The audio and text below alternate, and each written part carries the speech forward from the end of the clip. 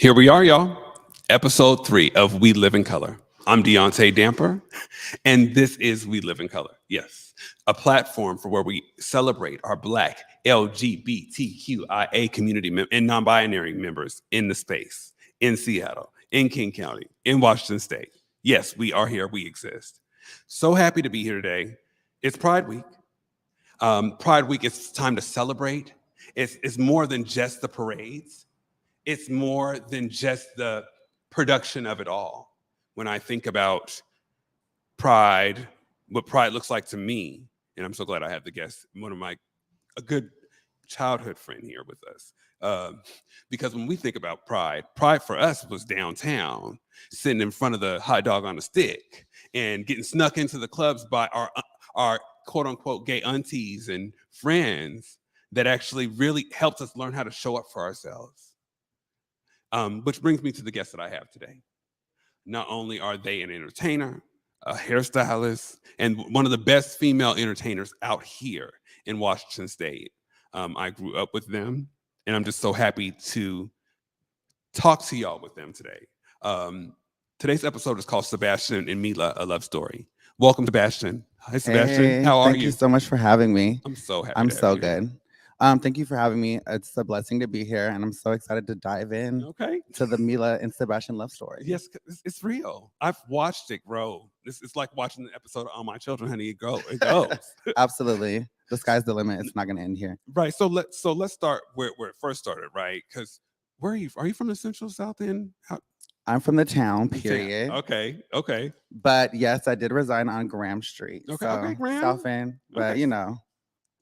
And what was it like growing up queer in this space? To be honest, I definitely feel like I was a little bit more privileged in that area. Like I wasn't really necessarily like bullied or anything like that. And I think it also had to do with a lot of like dancing and like that confidence. And also like everyone that came before me, they kind of just put me in that realm of like, not being bullied really. I think it's like when you're, because I was so openly out. Yes, and I think that was like helpful. I want to also, fun fact for people, if you've ever heard of the Electronettes, I remember, Sebastian, you were probably like one of the first of 3 men that were, because usually they only had women, Dennis, right? Rob, Dom, Papa. Okay, Papa. So I was like the younger one out of them. Yeah. Well, I just remember you being a part of that I was, first group. Yeah, very that. Do you remember what that was like? Because I mean, people weren't really nice at that time, you know. It was intimidating, but I feel like they were like the girls. Like I feel like they were bullies, if anything, to be honest. But no, it was good times. I feel like they definitely like paved the way for me to be able to have the confidence that I did because they were quite older than I was. Yeah. So I was just kind of like watching and like doing my own thing in the shadows. Okay. And you come from a multi-dimensional family, right? Yeah, I'm biracial for sure. Black and white, which was easy, I guess, as well, because we didn't really have too much of the. I would say look at you! Who are these people? What does this give you right now? Well, I look cute as a baby. Yeah. So this was in kindergarten. Can you see? Look at me in kindergarten. Like literally, like that was. It was already giving the charisma back then, bitch. Like you can't make it up. She didn't just evolve. Right. But yeah, so I was running the playground at Graham Hill Elementary School with my Asian homies. Okay. And he was mad. Look at him. It's given. Oh, those are cute. Yeah, and that was at Nana's house. Okay. Love my Nana. Super close. Absolutely, to this day. She's a super woman. She's everything I possibly could be one in a person. What's the biggest lesson you learned from Nana? Be nice, be patient, love everybody, and yeah, chill. Okay. She has the most patience. Okay. Shout out to the grandmas, because your grandma's on Graham and my grandma was on Orchid. So you know who's right. Super South End for that. I also wanted to, if we can go back to the overlay, I want to ask when we come back. I want to ask Sebastian a little bit more about the lady in the middle picture. Can we go back to that middle picture? Yes. And what's her name? Miss Mila Sky. We will be hearing more about Miss Mila Sky when we come back. You're watching We Live in Color with Deaunte Damper. Oh.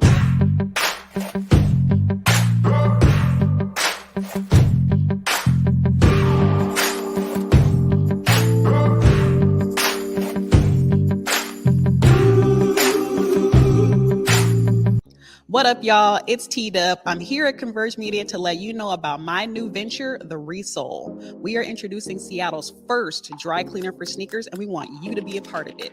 Head over to www.theresole206.com this Juneteenth weekend for our official website launch.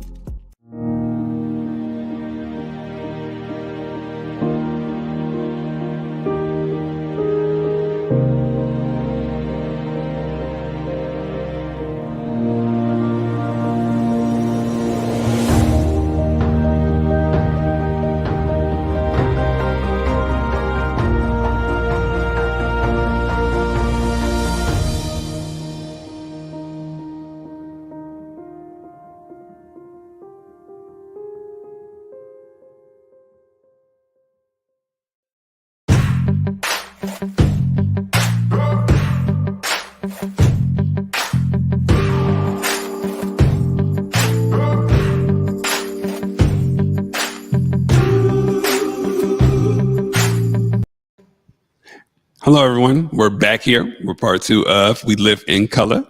So happy to have you here, Sebastian. Same. So we were just going back and forth, just talking about Sebastian.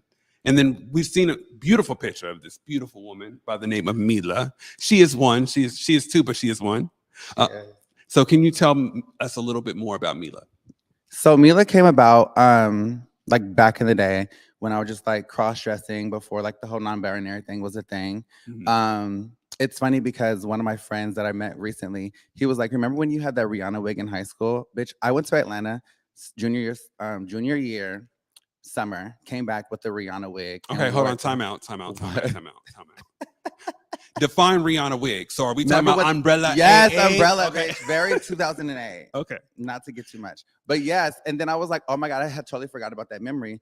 So like basically I've always been super hyper feminine, and I've always performed. Like I've been a dancer pretty much my whole life. So with that, and I just feel like I was really good at it. And then also Dom and LaSaviana, when I moved back to Seattle from Atlanta, I was dressing up, just kicking it, trying to have that fantasy moment. Because Okay. I mean, look at her, you know what I mean? Yeah. Was it hard and then to, not to cut you off, but was it hard to go into that transition like publicly with community? no, not necessarily. I definitely felt like when I moved to Atlanta, I was hanging out with a lot of trans and non-binary people. Yeah. And they kind of just like, it was in that realm. So I was kind of like figuring out, okay, what do I do? There was a time that I thought I was going to be trans, and then I was like, no.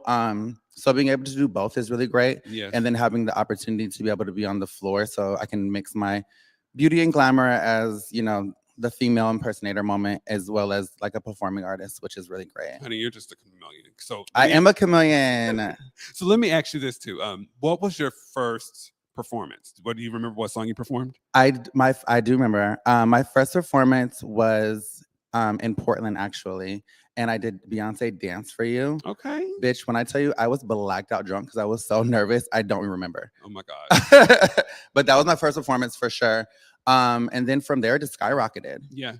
And as you've been going through this transition, I have to ask, like, first of all, when I moved back home, you were just all in headlights for me, and I was just really proud to see that. But how was it during COVID for you? COVID sucked. It definitely like wiped me out and like humbled me for sure, because like beauty and entertainment is pretty much who I am as a person in general. Some girls chose books, I chose looks. You know what I mean? So it definitely was a humbling experience, and definitely like a lot of self-involvement and like self-growth and like listening to myself, and spending a lot of time alone. Really? Because especially like being in the social scene, you are around people all the time. Right. And if you don't know, also, Sebastian also does hair. Yes. Salon Refine. Yes. Color specialist.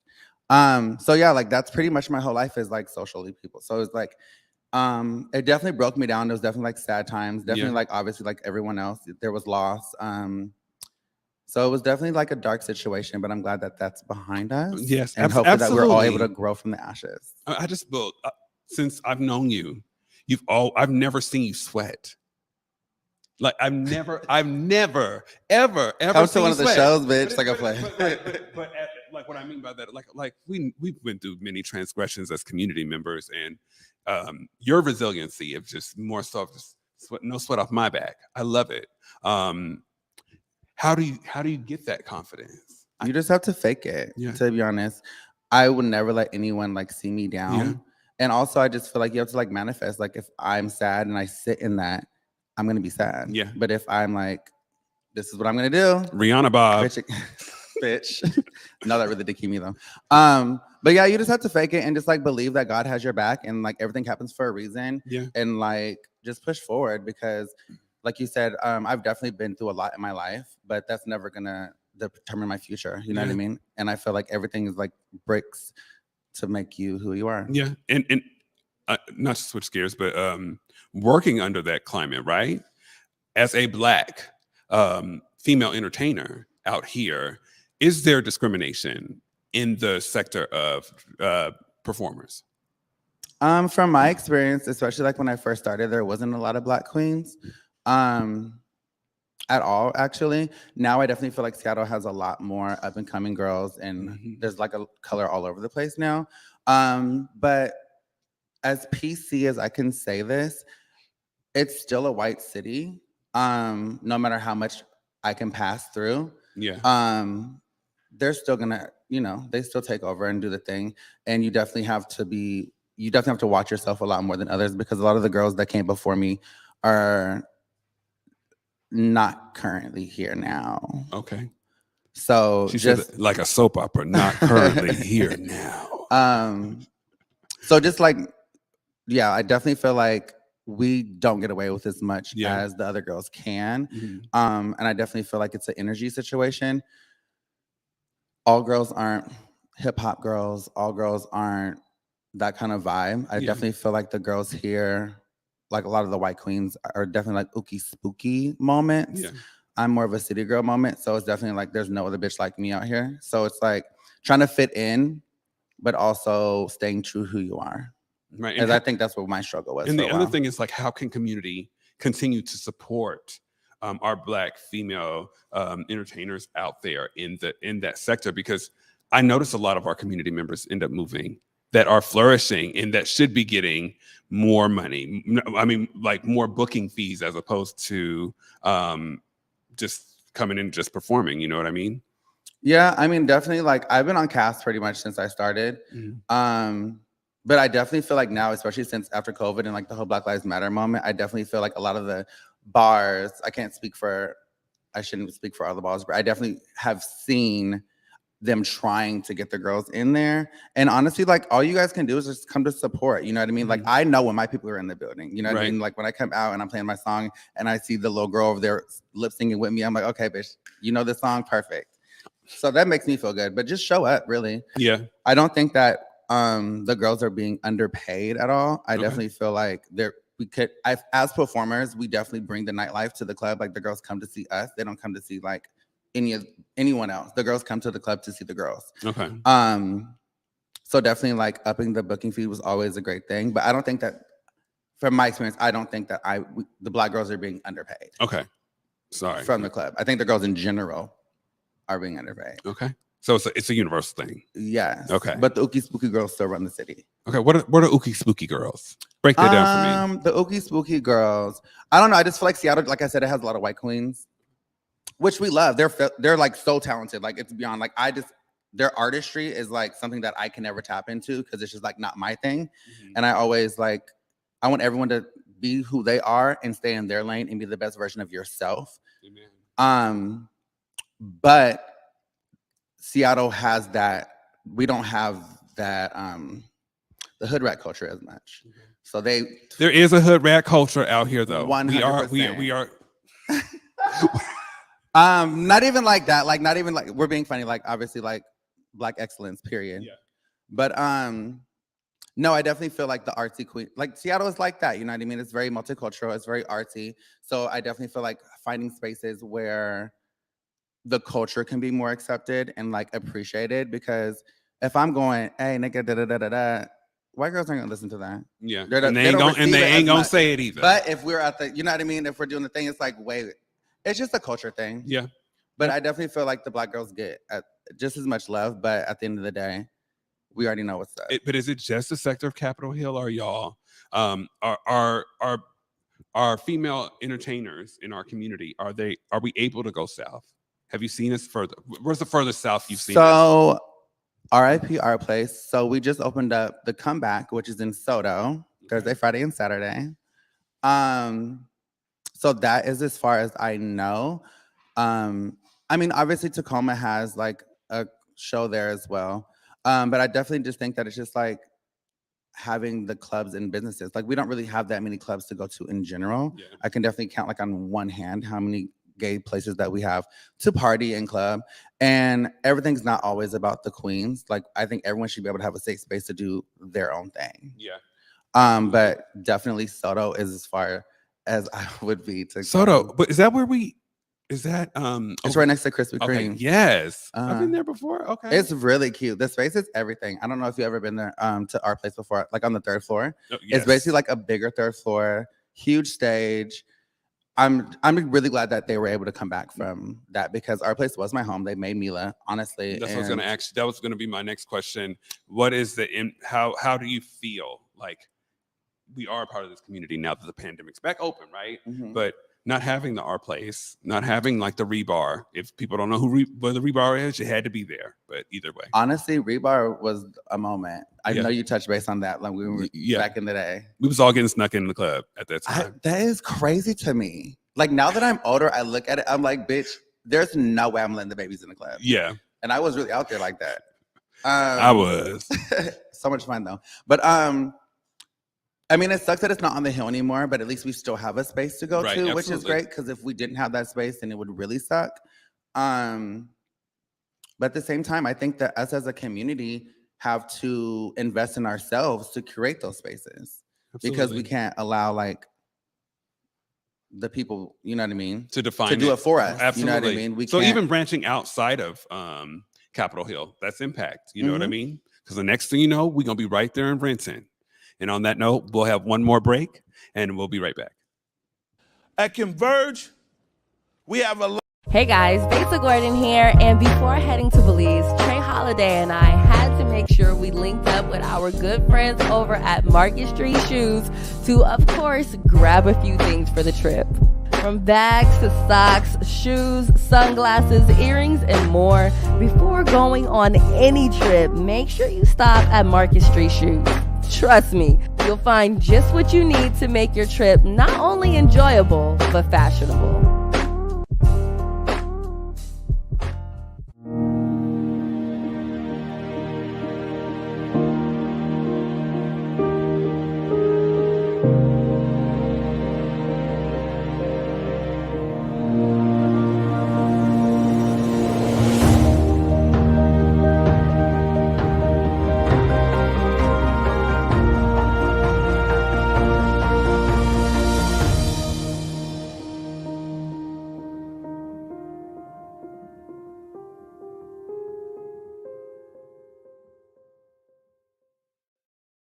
What up, y'all? It's T-Dub. I'm here at Converge Media to let you know about my new venture, The Resole. We are introducing Seattle's first dry cleaner for sneakers, and we want you to be a part of it. Head over to www.theresole206.com this Juneteenth weekend for our official website launch.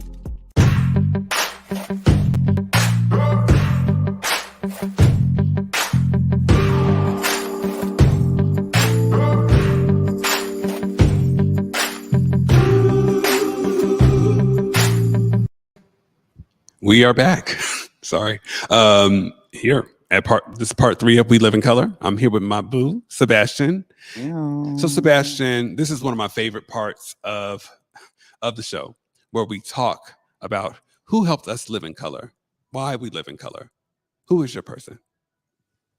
Well, not only, like I said before, like my grandmother and my family, but my chosen family.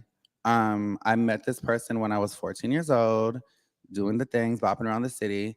And I can't even honestly say like how we actually connected to the way we are now.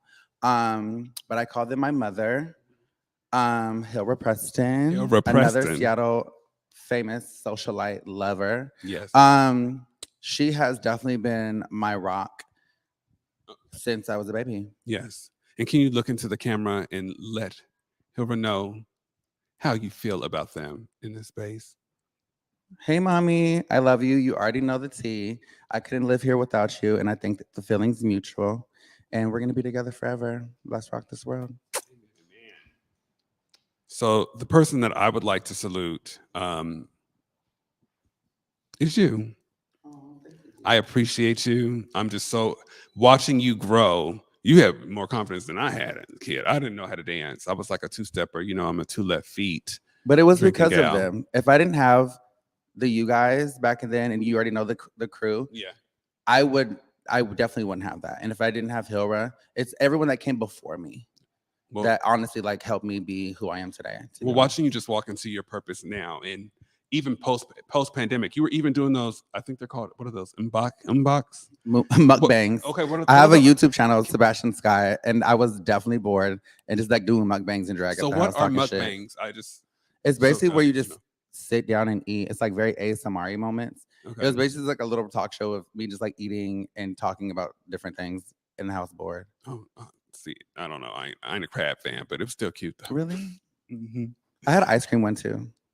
I gotta look at that one. So now we have some events that are coming up. Now, what are you doing this weekend? Are you doing anything for Pride? So of course I'm doing things for Pride. The girls are busy this month.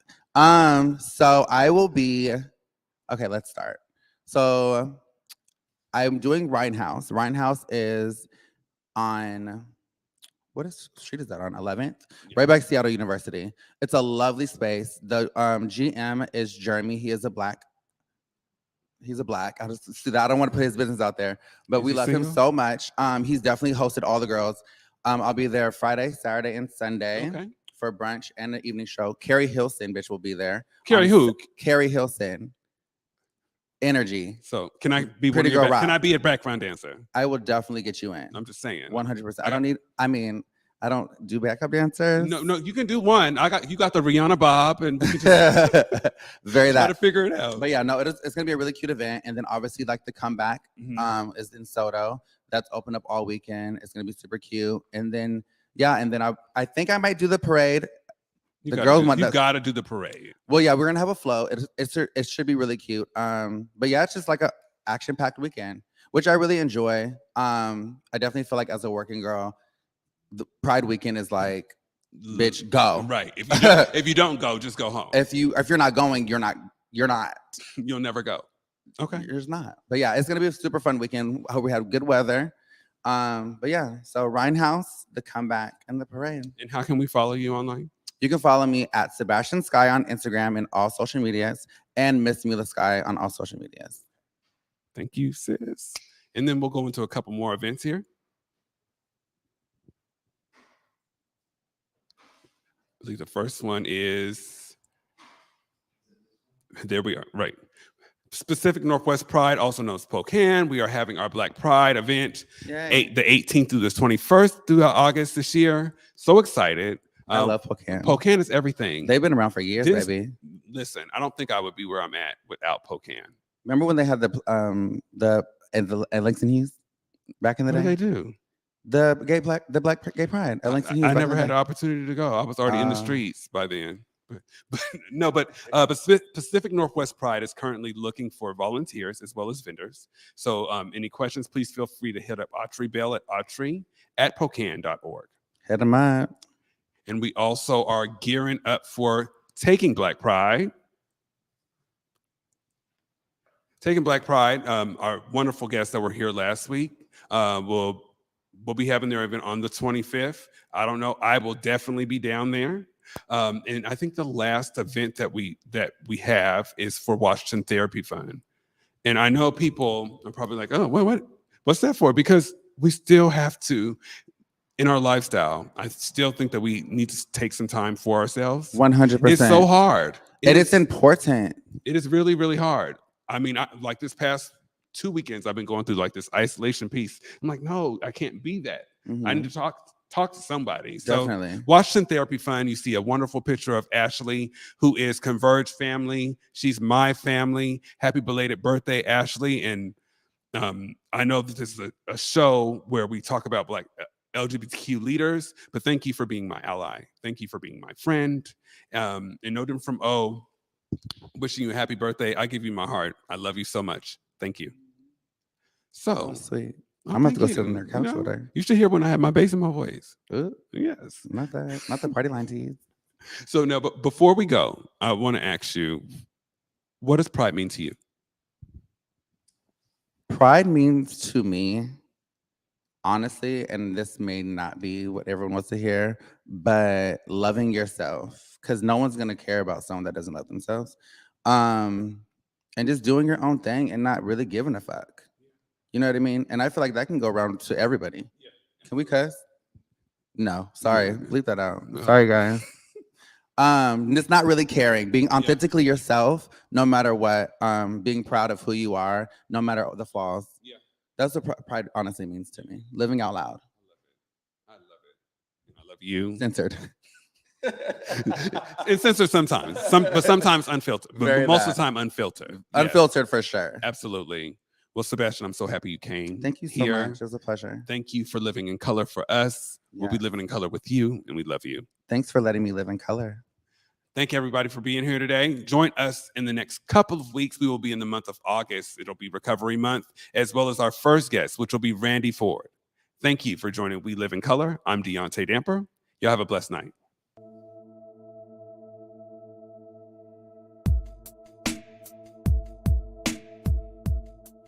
Converge Media produces culturally relevant content for Black and urban audiences. Our coverage is raw, transparent, and objective, praised by community leaders, government officials, and residents. Support Converge Media today via Venmo, Cash App, or PayPal at Converge Media.